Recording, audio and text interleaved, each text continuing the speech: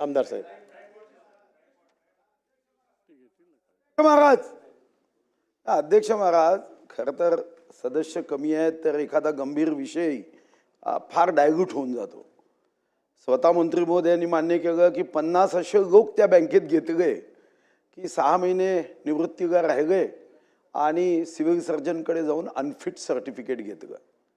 खरं तर हा नियमच बँकेत कसा कुठून आला माहीत नाही. असा नियम नाही तरी घेतलेत. अध्यक्ष महाराज, याच्यातली अडचण काय? मागील 1 वर्ष मी चंद्रपूर मध्यवर्ती बँकेच्या अशाच भरतीबद्दल इथं चर्चेमध्ये सहभाग झालो. एक SIT नेमली. साहेब, ती SIT गोगल गाईपेक्षाही कमी वेगाने त्याचं काम सुरू आहे.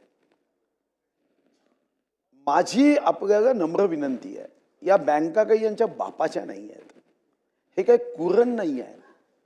आणि तो स्वर्गीय महमूद सांगून गेला ना, बाप बडा ना भैया, the whole thing is that की भैया सबसे बडा रुपया.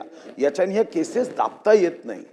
माझी मंत्री महोदयांना स्पेसिफिक विनंती आहे की परभणी असो, चंद्रपूर असो किंवा या 4 वर्षामध्ये ज्या ज्या बँकांमध्ये भरती झाल्या अवैध, ज्याच्यावर लक्षवेधी तारांकित प्रश्न, विविध आयुधांचा उपयोग केला, एकदा आमदारांची समिती करा.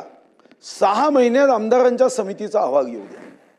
मी बेंबीपासून सांगत होतो की 50-50 लाख रुपये घेतले, तुम्हाला फोन करायचो, पत्र द्यायचो, सर्वांना नोकर भरतीचे ऑर्डर आले, 2-2 महिने उपोषण झाले. आता तर तुम्ही 25 मध्ये नवीन GR काढलं की याच संस्था केल्या पाहिजे, पण त्या अगोदर GR निघालं, त्याला चॅलेंज झाला. तर माझी स्पेसिफिक आपल्याला प्रश्न आहे, प्रश्न गंभीर आहे. जे गुणवान आहे ते मागे पडतात, जे धनवान आहे ते नोकरीत लागतात, मग त्यांची सेवा कशी असेल तुम्हाला माहिती आहे. म्हणून माझी आपल्याला विनंती आहे की तुम्ही आमदारांची समिती करा, सारी प्रकरणं द्या, चंद्रपूर द्या, परभणी द्या.